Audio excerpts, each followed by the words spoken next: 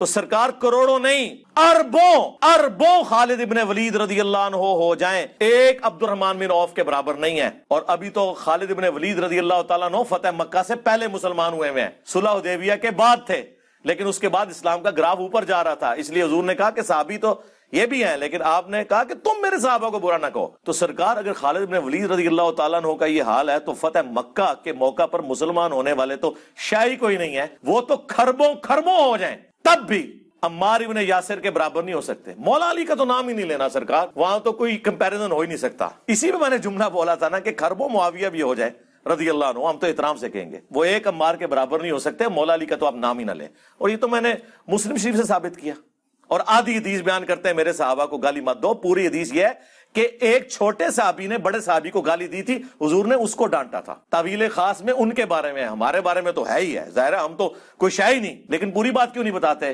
کیونکہ پھر لوگوں نے پوچھنا تھا کہ اگر یہی بات ہے تو اس زمانے میں جو دلواتے رہے، جو رسول اللہ کی صحبت بھی پانے والے لوگ تھے، انہوں نے جب یہ حرکتیں کی ہیں تو ان کا شرعی سٹیٹس کیا ہوگا؟ جبکہ بخاری مسلم کی حدیث ہے کہ میری بیٹی فاطمہ بھی چوری کرے تو میں اس کے ہاتھ بھی کٹواؤں گا۔ ہاں ہوں دسو۔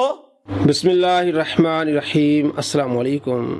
جی دوستو، آپ نے دیکھا اور سنا، کیا یہ طریقہ ہوتا ہے صحابہ کرام علیہ رضوان کی فضیلت بیان کرنے کا کہ اربوں خالد بن ولید ہو جائیں، اربوں عبد الرحمن بن عوف کی فضیلت کو نہیں پہنچ سکتے؟ تو نبی علیہ السلام نے جن کو سیف اللہ کہا ہے ان کی فضیلت کوئی نہیں ہے۔ حضرت عبد الرحمن بن عوف رضی اللہ تعالیٰ عنہ تمام صحابہ کی فضیلت ہے، لیکن اس طرح نقص نکالنا، کمی کرنا اور کھربوں ہو جائیں فتح مکہ کے بعد مسلمان ہونے والے تو شے کوئی نہیں۔ اب یہ کیا ہے؟ بدتمیزی ہے، بد اخلاقی ہے۔ نبی علیہ السلام اپنے پیارے صحابہ کرام علیہ رضوان کی فضیلتیں بیان کر رہے ہیں، اور یہ کس طرح باتیں کر رہا ہے؟ عمار بن یاسر وہ تو بڑی چیز ہے، دیکھیں تمام صحابہ کرام علیہ رضوان بڑی چیزیں ہیں، لیکن جو انداز یہ اپنا رہا ہے سراسر غلط اور گستاخی پر مبنی ہے۔ جناب یہ پوری بات نہیں بتاتے۔ اچھا آپ پوری بات بتاتے ہیں، پھر ان کا شرعی اسٹیٹس کیا ہوگا جنہوں نے گالیاں دلوائیں، جنہوں نے گالیاں دی؟ اچھا آپ پوری بات بتاتے ہیں۔ آپ نے لکھا ہے کہ حضرت عمار نے حضرت عثمان کو گالی دی، اب آپ بتائیں شرعی اسٹیٹس کیا ہوگا؟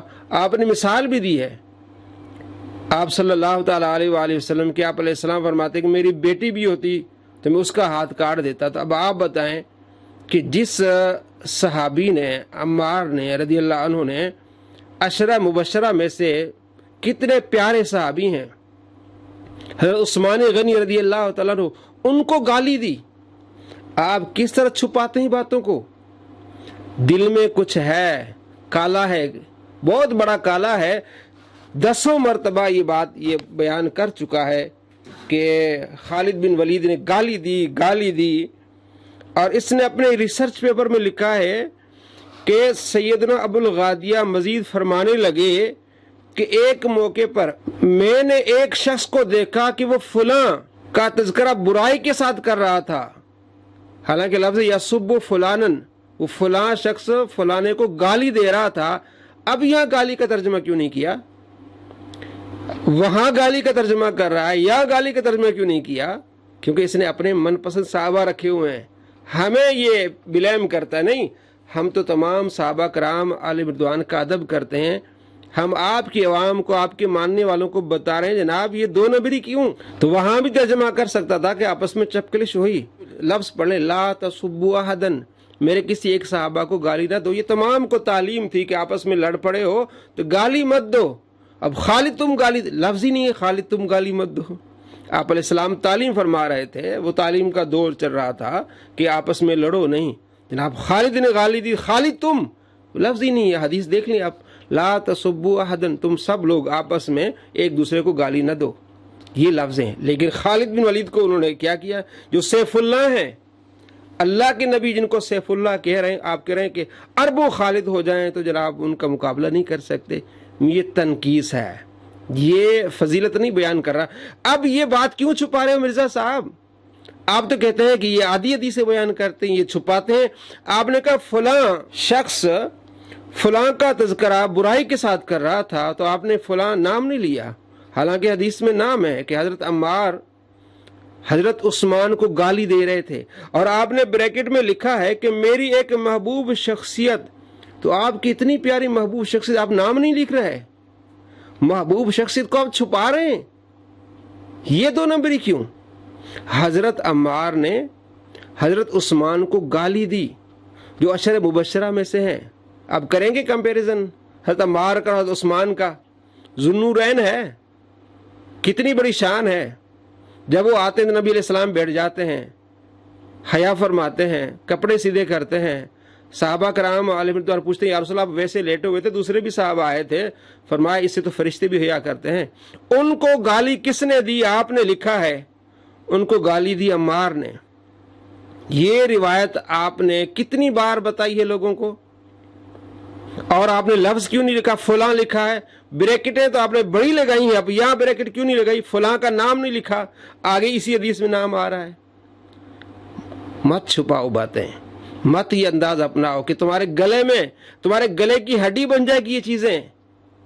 اس لیے اہل سنت کا بڑا پیارا موقف ہے کہ ان چیزوں کو مت اچھالو، مت اچھالو. جو اچھالے گا پھنسے گا. اب اچھال رہا ہے نا، اب دے جواب. اب دوبارہ میں آپ کو پڑھ کے بتا رہا ہوں کہ لکھتے ہیں، یہ اس کا ریسرچ پیپر ہے، واقعہ کربلا کا حقیقی پس منظر، صفحہ نمبر 9 اور حدیث نمبر 10 میں لکھتے ہیں کہ پھر سیدنا ابو الغادیہ مزید فرمانے لگے کہ ایک موقع پر میں نے ایک شخص کو دیکھا. وہ کون سے شخص جناب؟ حضرت عمار تھے. تو آپ نے بریکٹ نہیں لگائی، کیوں باتیں چھپا رہے ہو؟ ایک ایک حدیث میں اس نے 5 بریکٹیں لگائی ہیں. حضرت علی کا قول شروع نہیں ہوتا، پہلے اس کا قول جناب ارشاد شروع ہو جاتا ہے. وہ کل میں نے ویڈیو میں بتایا بھی ہے، دکھایا بھی ہے. اچھا، ایک شخص کو دیکھا، وہ فلاں کا تذکرہ برائی کے ساتھ کر رہا تھا، اور بیچ میں اس نے کہا میری ایک محبوب شخصیت کا تذکرہ برائی کے ساتھ کر رہا تھا. آپ کی محبوب شخصیت ہے اور آپ اس کا نام نہیں لے رہے، یہ دو نمبری کیوں جناب؟ اچھا، برائی کے ساتھ تذکرہ کر رہا تھا، یا سبو فلان، وہ گالی دے رہا تھا. حضرت عمار نے گالی دے رہا تھا عمار عثمان کو. اب اس نے دو نمبری کی. اچھا، تو میں نے کہا اللہ تعالیٰ کی قسم، اگر لشکر میں تو میرے ہتھے چڑھ گیا تو تجھے نمٹ لوں گا.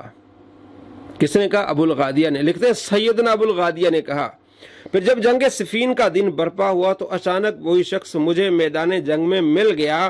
اس نے زرہ پہن رکھی تھی، مجھے زرہ میں ایک شگاف نظر آیا تو میں نے طاق لگا کر نیزہ مارا، اسے مار ڈالا. لیکن پھر مجھے پتا چلا کہ وہ مقتول شخص تو، اب یہاں بریکٹ آ گئی جناب، وہ مقتول شخص تو سیدنا عمار بن یاسر رضی اللہ تعالیٰ عنہ تھے. اب اسی حدیث میں ان کا نام ہے. یعنی حضرت عمار نے گالی دی تھی حضرت عثمان کو، اور انہیں غصہ آیا کہ تو ایک صحابی کو گالی دے رہا ہے، میں تجھے نہیں چھوڑوں گا، تو اگر میرے ہتھے چڑھ گیا تو میں تجھے قتل کر دوں گا. تو اسی بات پر حضرت عمار کا قتل ہوا کہ حضرت عمار نے حضرت عثمان کو گالی دی. اسی بات پر قتل ہوا. 2812 کا شرعی اب اسٹیٹس کیا رہے گا؟ حضرت عمار نے گالی دی حضرت عثمان کو. ابو الغادیہ کو غصہ آیا کہ یہ اتنے بڑے پیارے صحابی کو گالی دے رہا ہے، عشر مبشرہ کو گالی دے رہا ہے، میں نے اس کو نہیں چھوڑنا.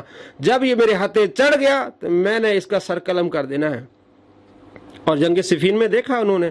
مرزا کہتے سیدنا، یعنی میرے سیدنا نے، انجینئر صاحب کہہ رہے ہیں کہ میرے سیدنا ابو الغادیہ نے میرے سیدنا عثمان کو گالی دینے کی وجہ سے میرے سیدنا عمار بن یاسر کو مار ڈالا.